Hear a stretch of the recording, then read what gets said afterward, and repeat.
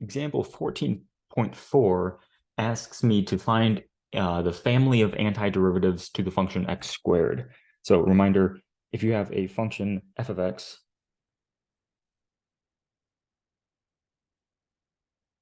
and you differentiate that function, then you get the derivative of f of x. So that gives you the slopes of the tangent lines. Well, anti-differentiation is just trying to go backwards. I'm trying to find the function that gives me a certain derivative. And the notation for that is we take the integral of f of x dx.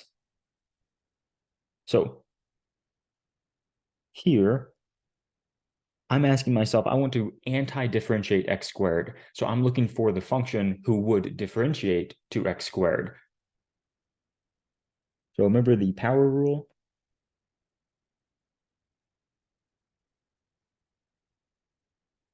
So when I stick x to the n into a derivative, or whenever I take the derivative of x to the n, I get n x to the n minus 1.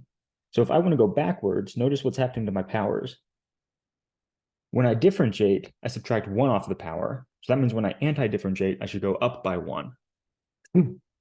So I want to anti-differentiate x squared. I'm looking for the function who would differentiate to x squared. That's going to be x cubed something, right? Maybe let's play around with that. What is the derivative of x cubed? That gives me a 3x squared. So we're on the right track, right? I got an x squared, but I'm left with that 3 right there, and I want to get rid of it. So I'm going to amend my antiderivative and put a division by 3. All right, I think this is going to give us the right derivative, right? I'm looking for, when I differentiate that guy, do I get x squared? And I think we do. When you differentiate 1/3 x cubed, the 3 comes down, hits the 1/3, becomes a 1, and you're left with just your x squared. Cool. So if 1/3 x cubed differentiates to x squared, then the antiderivative of x squared is 1/3 x cubed. Now, I want the family of antiderivatives, because notice there's a lot of antiderivatives for every single derivative.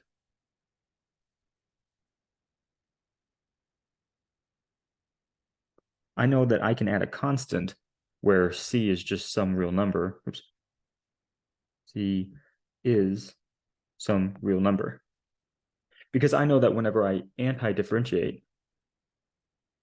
1/3 x cubed plus c, that plus c isn't going to matter, right? It differentiates to plus 0. So I always get an x squared from this, no matter what c is. So the family of antiderivatives is given to me by 1/3 x cubed plus c.